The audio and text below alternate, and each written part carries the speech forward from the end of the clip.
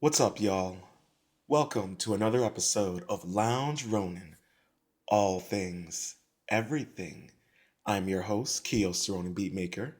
If you're new to the channel, please make sure to hit that like button, subscribe, and ring that notification bell. And on this episode, we're going to discuss the Hopi Prophecy, the End of the Fourth World, Part 1.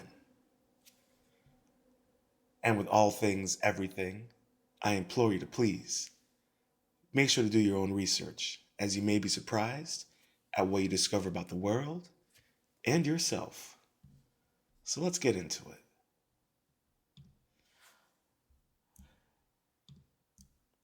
Now, I was kind enough in improving on my skills to highlight all the hot spots, so we can get right into it.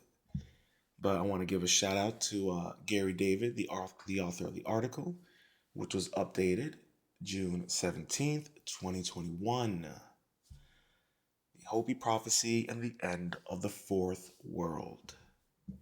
Let's do it.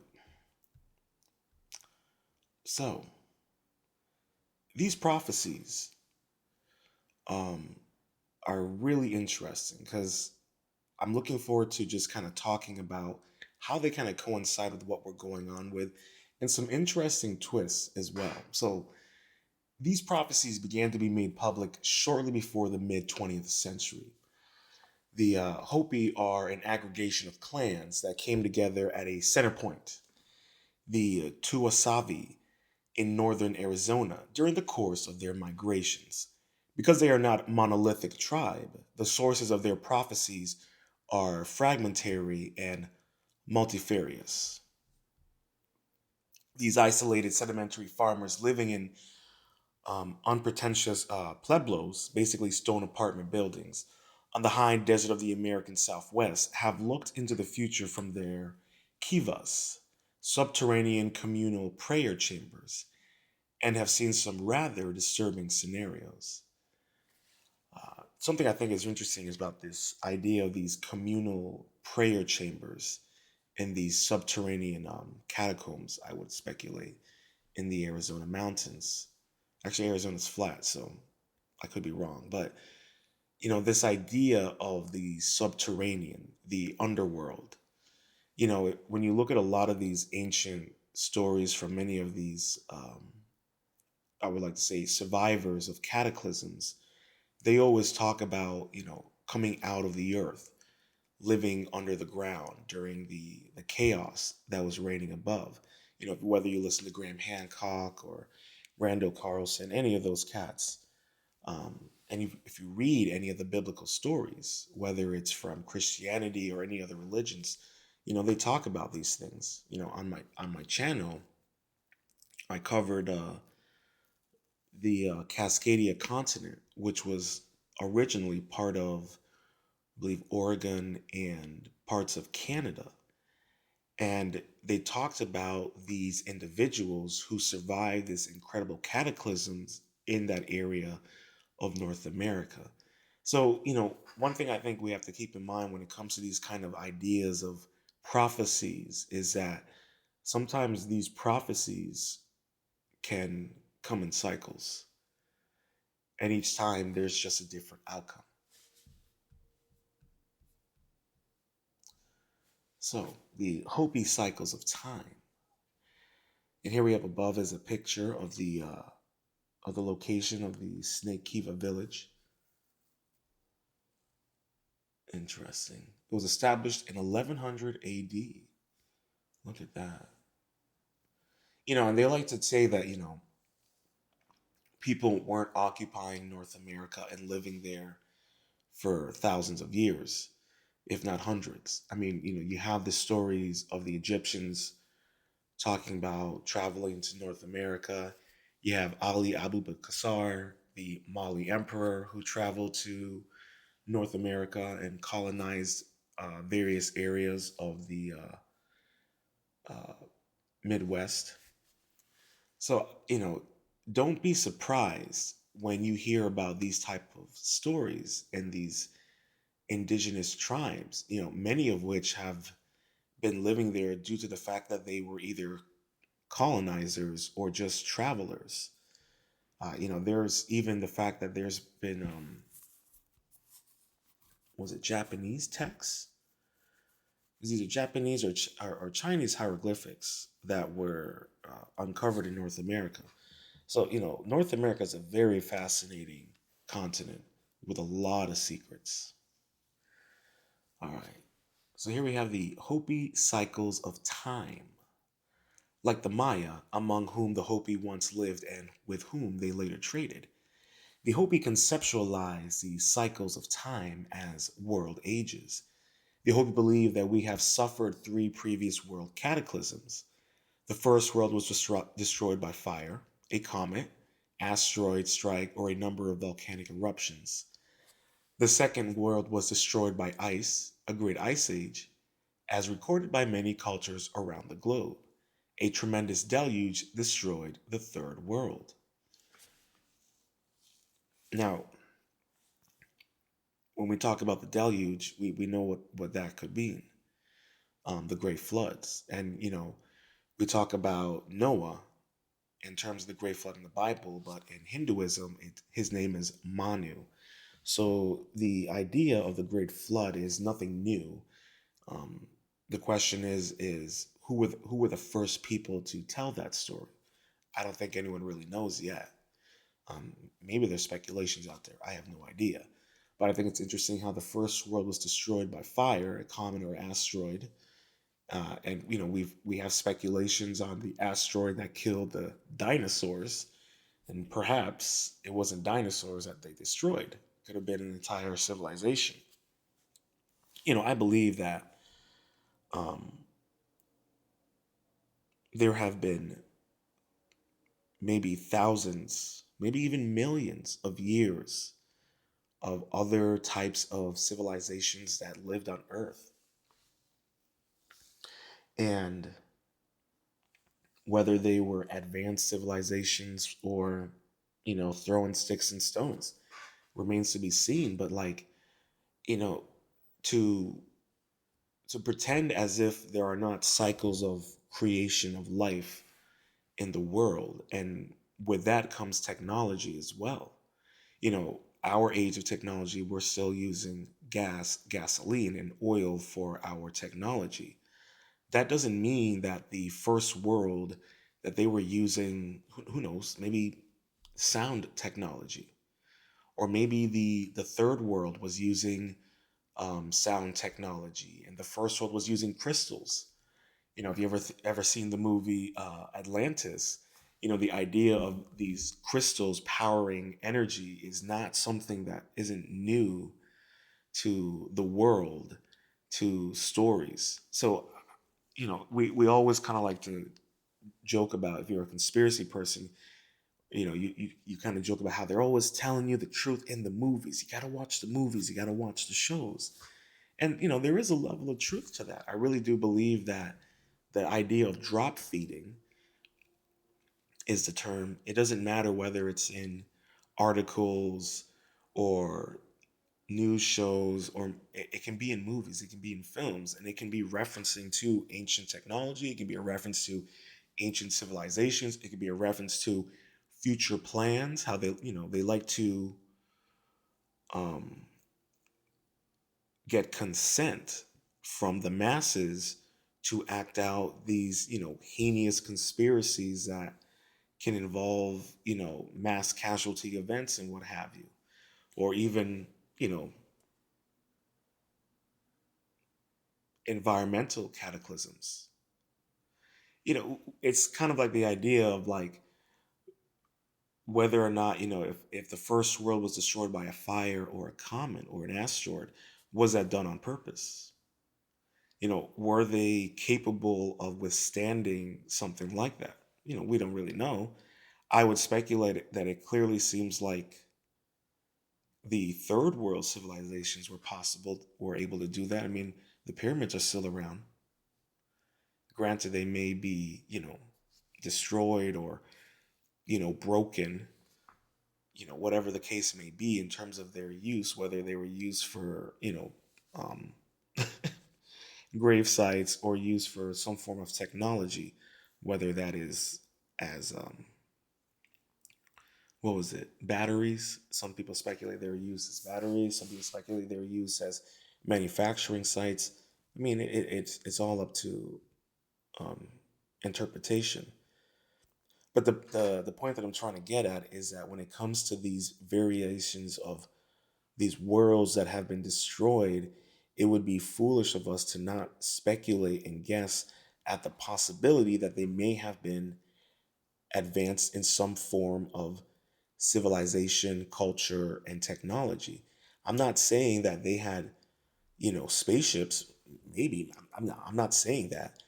I remember Joe Rogan and he had Jimmy Corsetti on and the other scientists, and they were talking, and they made a humorous joke about the fact that maybe one of those civilizations from millions of years ago had satellites, and the satellites crashed to the planet, but we would never know if they existed or not, um, due to the erosion of time. And sometimes you have those scenarios of the outer place, artifacts where they find like a sledgehammer and it's like dated to be like 3 million years old. So you have those speculations. But what I mean with these these variations of cataclysms in these worlds, the idea that these stories have been told through many different cultures throughout the world gives me the possibility that in order for something like that to be remembered, you would have to have been part of a worldwide civilization of some sort. That's just something that I really think about when it comes to these ideas about what has happened to the previous civilizations of these worlds.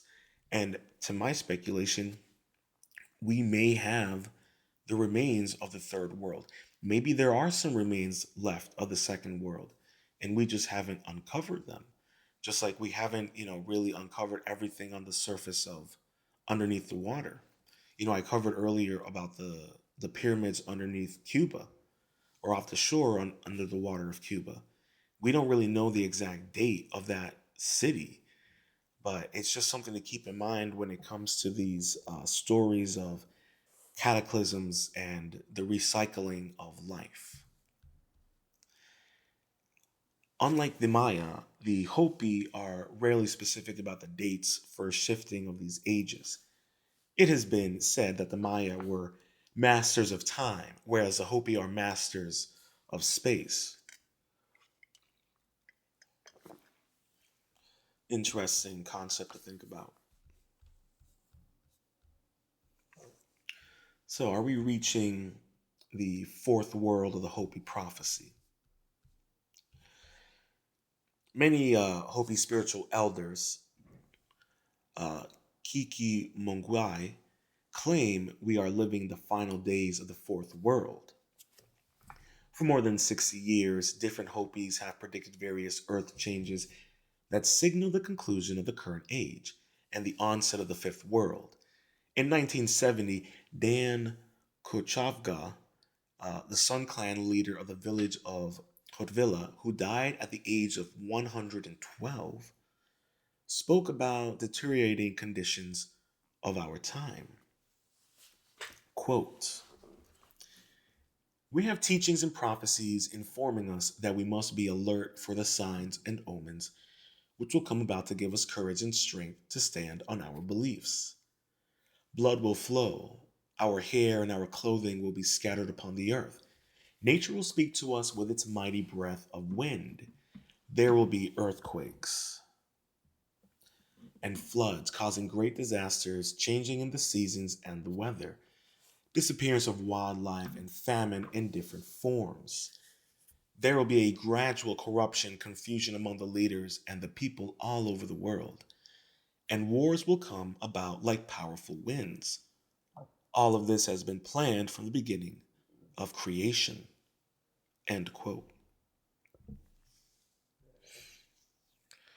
Well, I think we're definitely dealing with plenty of that right now. In the last 4 years, we've had some pretty strange natural disasters. Now, some would speculate man made. I would say there's definitely a strong case to make that some of the recent natural disasters we may have experienced may not have necessarily either been man made or more than likely man was aware of these cycles of effects and allowed them to happen without really giving any forewarning to the populace, which is another possibility when it comes to these cataclysms. Why is it that like Globekli Tepe was purposely buried? Someone knew something bad was coming. And you have this idea of this, foreshadowing, people being aware of certain events happening and being able to put things in motion that either preserve knowledge, people, or history, whatever, or even all three. And even this idea of like changes in the seasons. I mean, it's the weather has been really, really bizarre. Even in my area, where we normally get snow, we've gotten gradually less and less snow. It's to the point where I like to joke that, like, it's November and it's like 60 degrees outside. I like to joke around that by the time Christmas gets around, I'll be able to run around in my bikini because it's going to be so damn warm. And it's supposed to be snowing where I am. We're supposed to be getting, like 1 foot of snow. So it's really interesting when we think about those kind of things and these ideas and this gradual corruption and confusion among our leaders and people. I mean, say it ain't so. I mean, look at the whole gender ideology situation. Talk about fucking confusion. I mean, we got, we got motherfuckers out here using their fetishes as a form of identity politics to the point where that is it's just ridiculous. And this confusion is obviously done on purpose. There's plenty of evidence to show that. So we have this confusion of people and even our own world leaders. I mean, look what's going on right now. Like, our Biden clearly has dementia. I mean, he's literally confused half the time. He's been confused the majority of his fucking presidency. Like, that's some serious confusion right there. That's concerning. So, we have leaders and people who are confused with their identity of what it means to be human. We have leaders who are so mentally unstable that it's embarrassing. And I feel in the corruption that we're dealing with, the fact that the look at the Food and Drug Administration, the corruption there, the pharmaceutical corruption, the military industrial complex's corruption, and how they have of corrupted leaders, foundations. I mean, it's unfathomable how much confusion and corruption has been thrust upon humanity to such an extent that we have people taking shits and pisses in litter boxes. And we have the US Air Force providing air support to the ISIS terrorist organization that the CIA created and funded to try to overthrow al Bashar in Syria, while we are occupying illegally a third of Syria. That's how fucking confused and corrupt this shit has become. And supposedly, it's been planned since the beginning of time. So, if you have your own personal issues with God or the source or whoever you may pray to or call upon, you're gonna have that work. You're gonna have to work that out. But the thing for me that gets at it for me is the fact that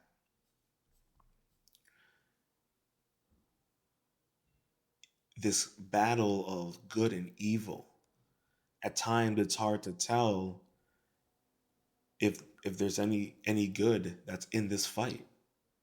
That's how hard it gets to tell nowadays. Oh man.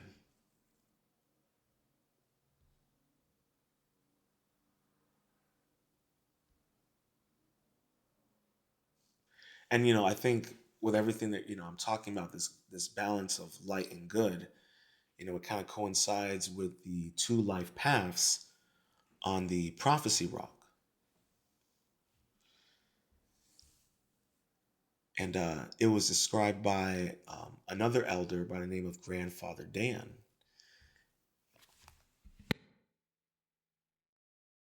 We have here is the zigzag way, which refers to a line found on Prophecy Rock, a panel of ancestral Hopi petroglyphs in the northern Arizona.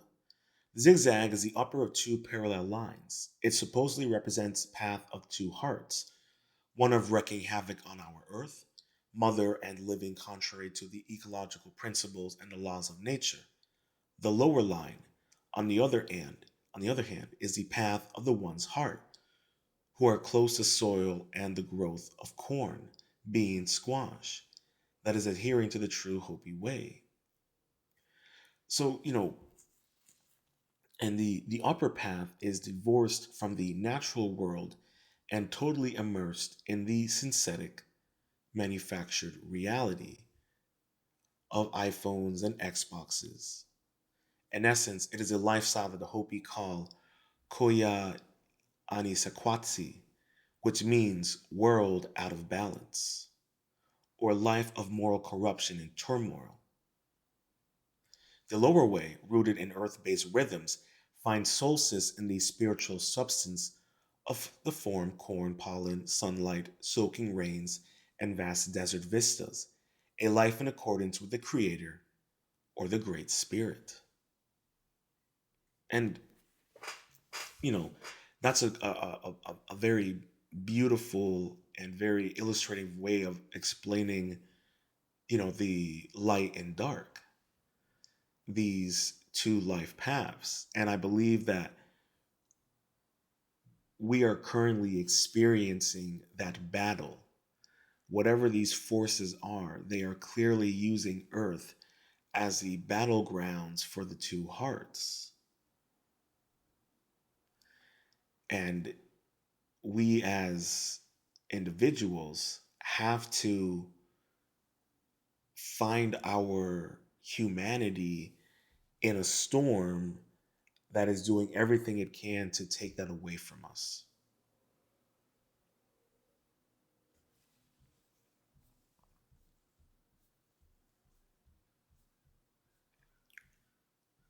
Signs that the fourth world is winding down. Hopi elders in the 20th century include the possibility of the fourth world's demise. These involve an increasingly erratic climate and few specific signals or signs of social and political imbalance. The prophesied earth changes include earthquakes, tsunamis, hurricanes, tornadoes, record flooding, wildfires, droughts, and famines, all of which we have been experiencing as of late. The Hopi also predicted a number of technological changes that would signal the end of the fourth world. Long before it happened, the elders said a gourd of ashes would fall on the earth. This refers, of course, to nuclear explosions. And how fitting as we are currently in the age of a nuclear holocaust. Granted, we are already in World War III. World War III has been going on for quite a long time now. It's been, I would say, more of a cold World War III, but it has been getting a bit hot.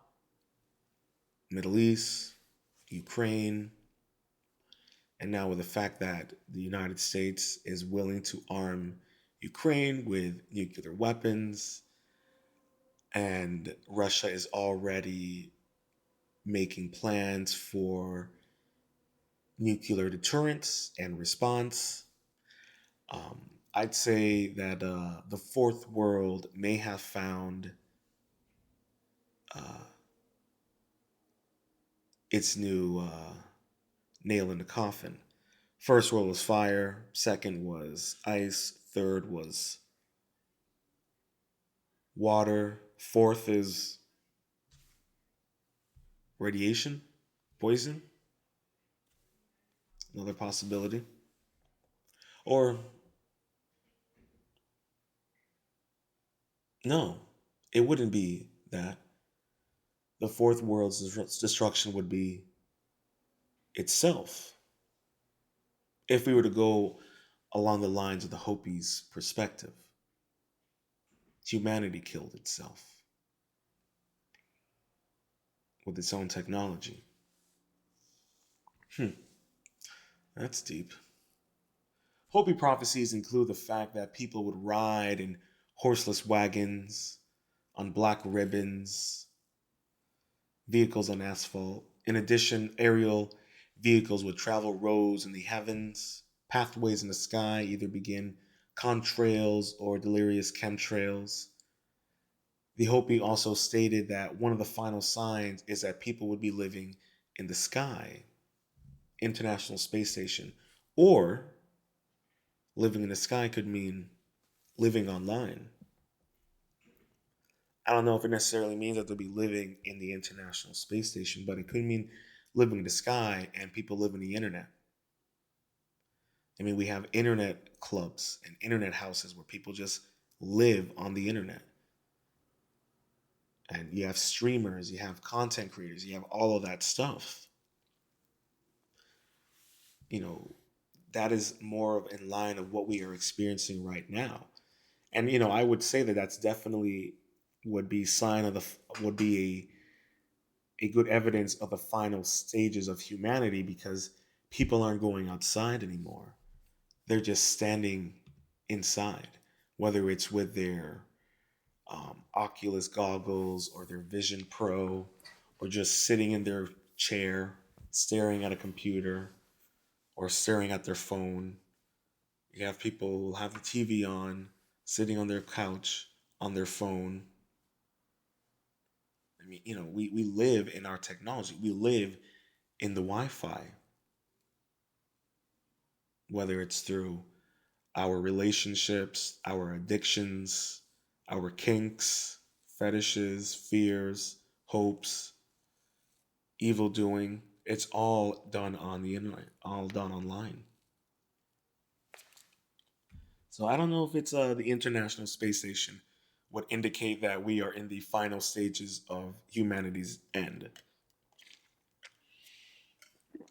I think TikTok has done a damn good job at that. Another foreshadow that the Hopi saw in terms of social changes was that the socially conservative Hopi culture also believed that the end of the fourth world would be signaled by women starting to wear men's clothing, aka feminism. Oh man, ain't that some shit? Could you imagine that's what ends the fourth world?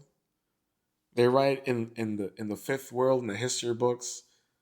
They uncover the cause of the fourth world, and it turns out it was feminism. Oh man, hey, it's true, man.